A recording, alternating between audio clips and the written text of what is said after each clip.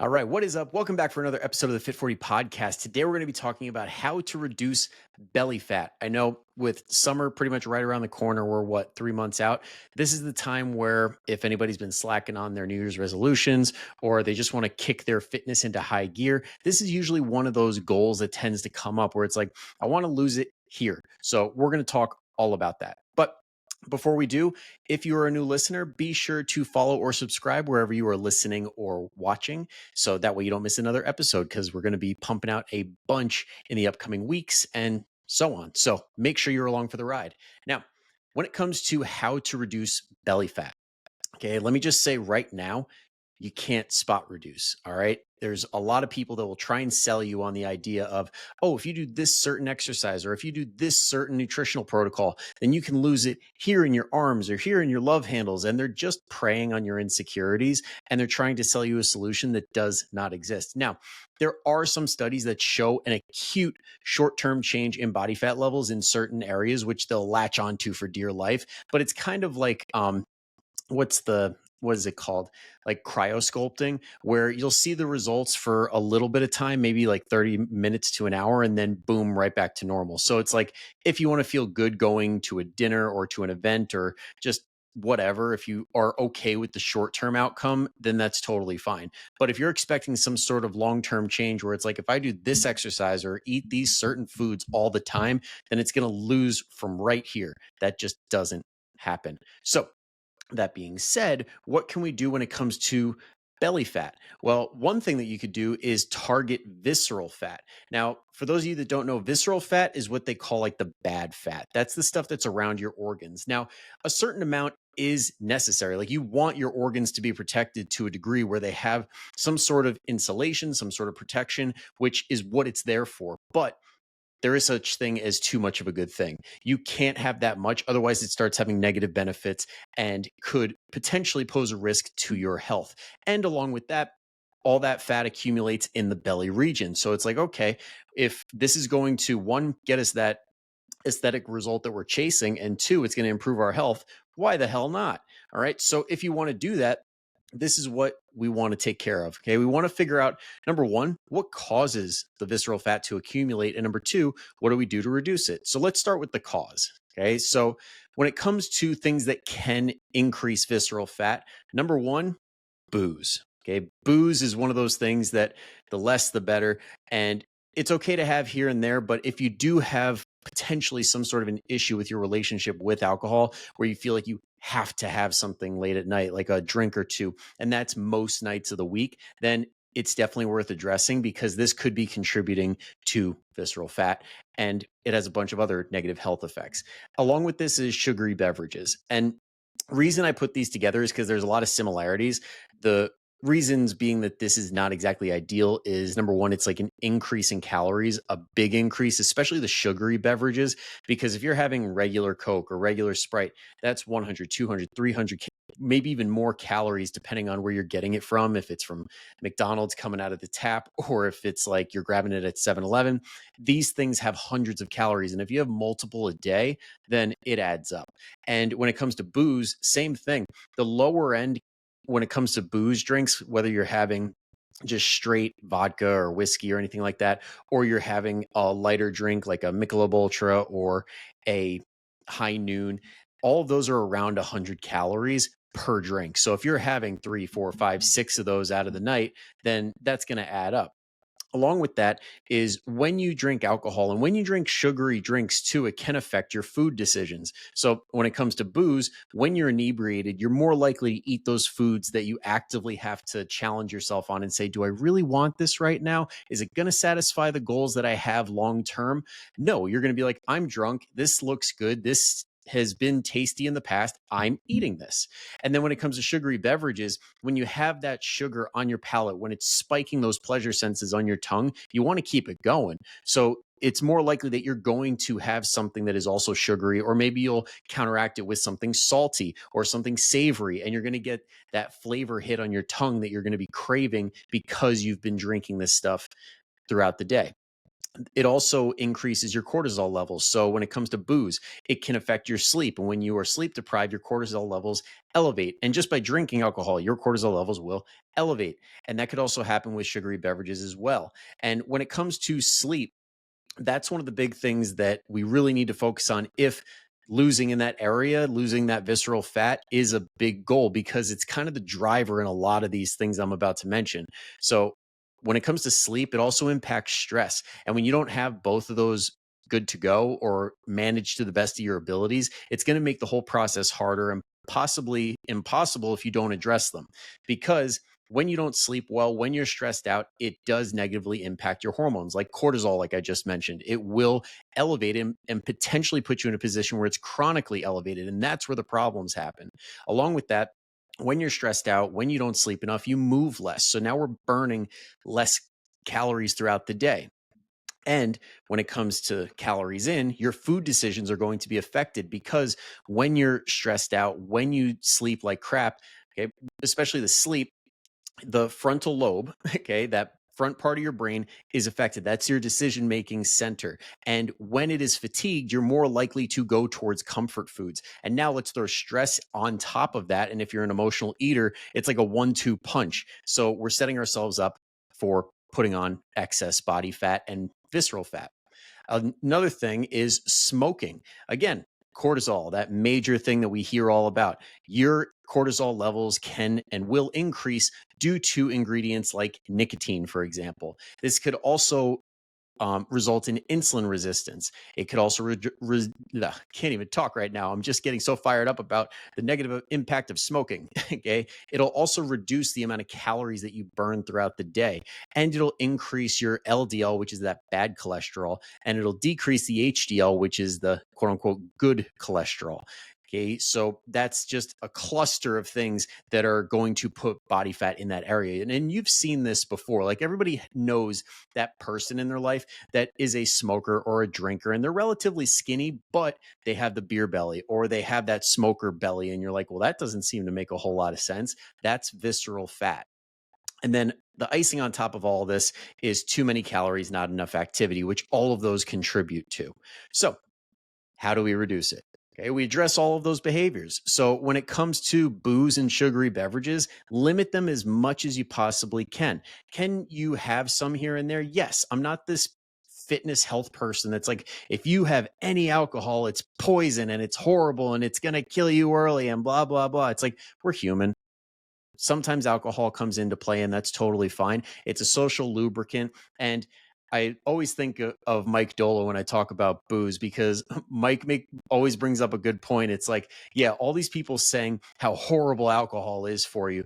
How many people met their wife or their husband when they were drunk?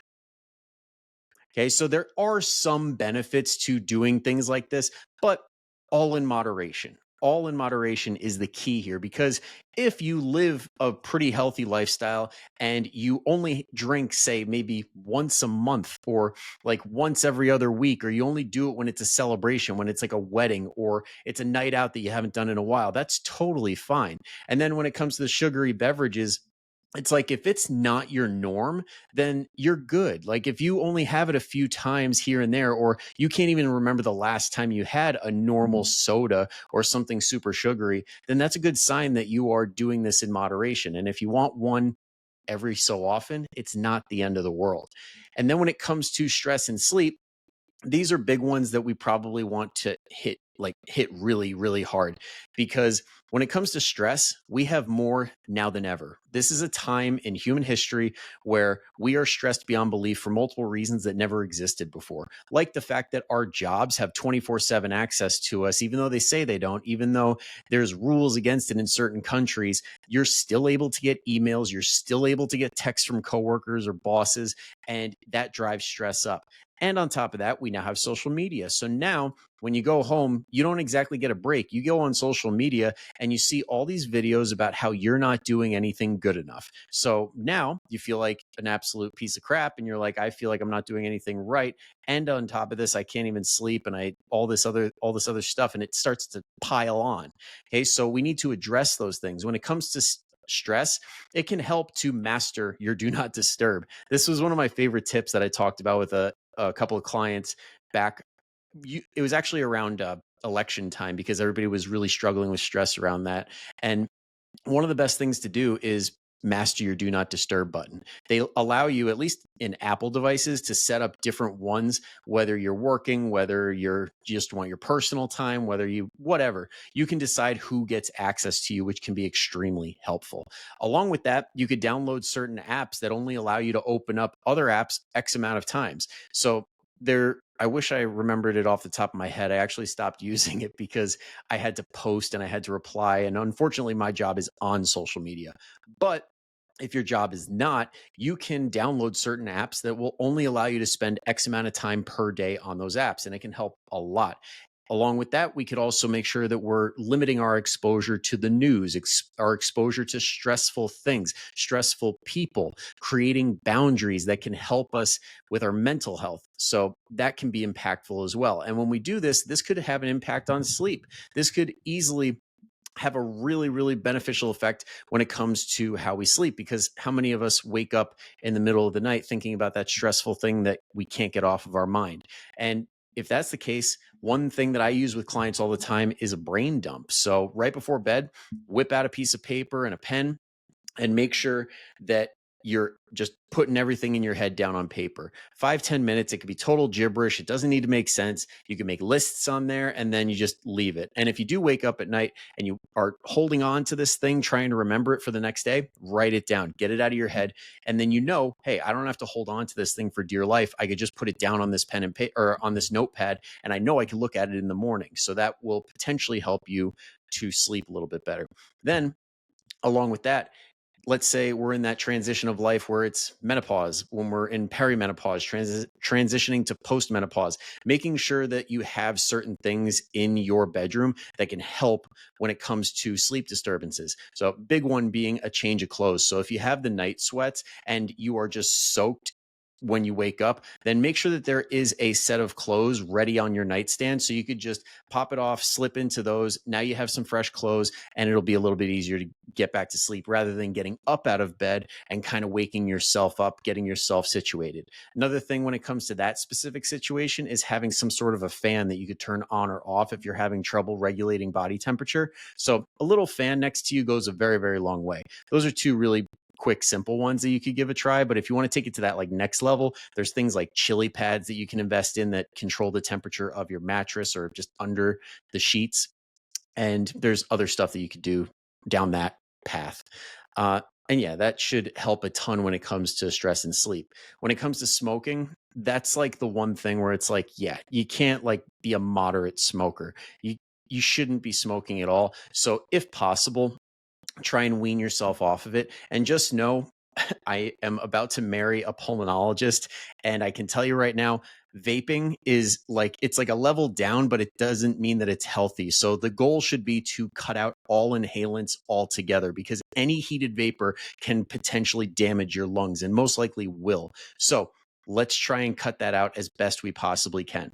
And then last but not least is the too many calories, not enough activity. So when it comes to too many calories, try and manage your calories by restricting them in some way. So the big three are calorie counting. That's the most flexible option. So if you want to still include your favorite foods, which is my personal favorite way of doing it because it's mentally usually the healthiest way, and it allows you to live a semi-normal lifestyle compared to the other two I'm about to tell you, then that is one way that we could do it. Number two is time restriction. So that's basically fasting in whatever form that takes. But fasting comes with pros and cons as well. Just like calorie counting does. Like calorie counting, the cons is it takes a little bit of extra time. There is a learning curve, and it can potentially, for certain people, lead them down the path that leads to disordered eating.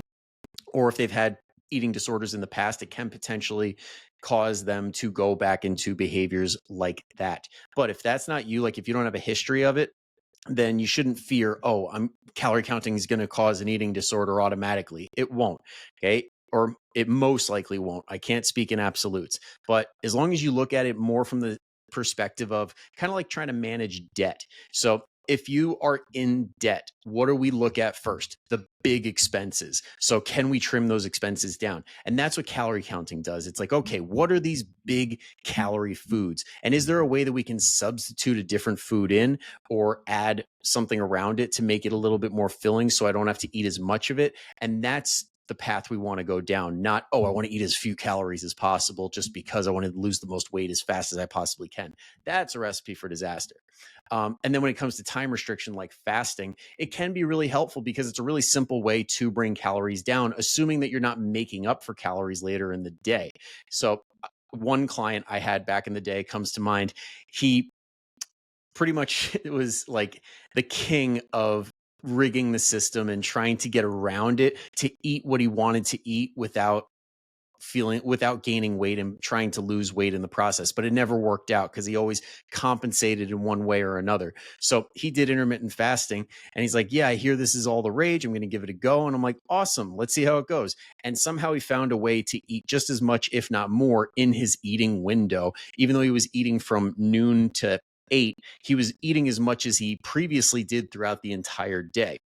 So that is one thing that we want to consider to make sure that when you skip breakfast or whatever your fasting window gets rid of, let's make sure that that doesn't drive your hunger through the roof, because that's one thing that the fasting people love to leave out, is that sometimes the hunger response is not worth it. That juice sometimes is not worth the squeeze because it just results in maintaining or gaining weight because of that extra hunger. So it really comes down to the individual response, and it also comes down to your activity around it, because you definitely don't want to, like, coming off of the end of a fast, do a high intensity workout because you're depleted. You're most likely not doing great when it comes to the electrolyte side of things because you haven't had anything in your system. And that's super important when you are exercising because it'll help you with performance. It'll help you keep alert, and it'll also keep you from fainting, along with having some sort of food in your system. So having carbohydrates in your system, having protein in your system. And it's been shown that having equal breakdown of protein, so having servings of about the same size throughout the day broken up, instead of having one or two massive servings, is actually better for muscle growth. So if lean muscle is on your list of things that you want to achieve during this time frame, it's ideal to get multiple servings of protein throughout the day, like in a balanced way, like breakfast, lunch, dinner, or like 4 meals where it's like breakfast, pre-workout, post-workout, dinner, or in some way, shape, or form that way, as opposed to skipping breakfast, big lunch, big dinner. But that's getting into the minutia of things. It's not a make or break situation. It's just, if that is one of your goals, something to keep in mind. And then the other thing, number 3, when it comes to reducing calories, is quality restriction. This is things like Whole30 or keto, or pretty much anything where you're cutting out a specific type of food or a specific type of ingredient or a specific type of macronutrient. Now, I am not a big fan of this because most of the time this puts you in a situation where you have to be, quote unquote, perfect. And anytime normal life events happen, it becomes very, very challenging to stick to these types of eating styles. So as long as you are not in that camp of people, which is most I've come across, where it's a perfection mindset and all or nothing, then you could probably rock this and see some good success. Like if you went, say, the cheat meal route, where it's like, okay, you're going to follow Whole30. Pretty much everything that you consume is going to be whole foods for most of the week, but you give yourself like one cheat meal, that could work. And it has worked in the past with people who have done this before calorie counting was a thing and all that. That's totally feasible. But like I said, most people I come in contact with are perfectionists. They are all or nothing people. And what this leads to is binge restrict. So they stay perfect on the plan for X amount of time, but they're craving these foods that they haven't had in a while, or they're missing out on social engagements and they're like, this sucks. And eventually it's like, enough is enough. And then they binge. And what happens when you binge, then you feel guilty. And when you feel guilty, you either continue to binge or because eventually it usually leads right back to this, is you come right back to the plan and possibly make it even more restrictive, because you're like, well, if that didn't work in the past, maybe I just wasn't going hard enough. And then you do that over and over and over again. You lose lean body mass, you worsen your relationship with food, and it's just an absolute mess metabolically. So it can be good, it can be bad. It really depends on you. And then last but not least is increasing activity. This one is probably a really good starting point for most people because even though I'm mentioning all these things that have to happen, really it helps to just do one thing at a time because completely changing your lifestyle overnight only works for like 1% of the population. You want to put yourself in that winning population, that majority of people that do well doing a specific thing. And for that population, one or two things is usually best because that way you can ease it into your lifestyle instead of forcing it in.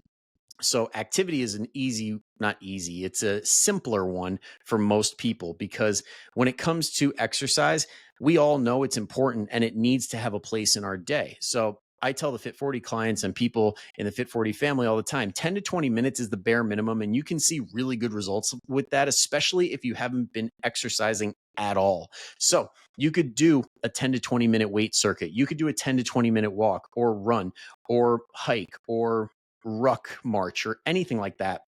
And it can significantly improve your health. So start with that. Just get 10, 20 minutes and go from there. You can build, you could do more time. You could do different types of workouts, have fun with it, and just find something that you actually enjoy doing. Because at the end of the day, you're going to hear fitness professionals like myself and like others say, you got to lift weights for this much time, this many reps, this many sets. You got to do this much cardio. Yeah, blah, blah, blah. But if you can only do those guidelines for like a month or two, and then you burn out and say, this sucks, I'm not enjoying it. But say you play pickleball for the next 20 years every single day for an hour, you're going to get in a lot better shape doing that second option because it's consistent and because it builds over time. So find something that you truly enjoy. And if that thing is a sport like pickleball, like golf or whatever, then now if you fall in love with it, like you truly fall in love with it and you want to be the best you possibly can, now you have a reason to strength train. Now you have a reason to do a little bit more cardio because it improves your sports performance. So fall in love with activity first and then improve on it from there. And that's a really good way to go about it. So with that being said, that is how we reduce belly fat. Attack the visceral fat. It's going to help you, number one, look the way you want to look. But number two, and the more important thing, it's going to improve your health drastically. So I hope that you found this helpful. If you want any more help implementing all these things, because I know the hardest part is weaving it into your lifestyle and making it actually stick. That's what the Fit 40 coaching program is for. And that's what the Kickstart is for, the free 21-day Kickstart where you get the full one-on-one experience with me as your coach. It is the highest level of accountability you will find anywhere, bar none. And along with that, you can join the free Fit 40 family Facebook group and get a lot of really good information in there. So definitely check out the group. And if you want to apply for the next Kickstart, they happen every single month, that first week of the month. Go ahead and apply by clicking the link below. But that being said, we're done. Okay. So thank you for tuning in all the way through. I will see you next time. But until then, go kick some ass and screw the scale.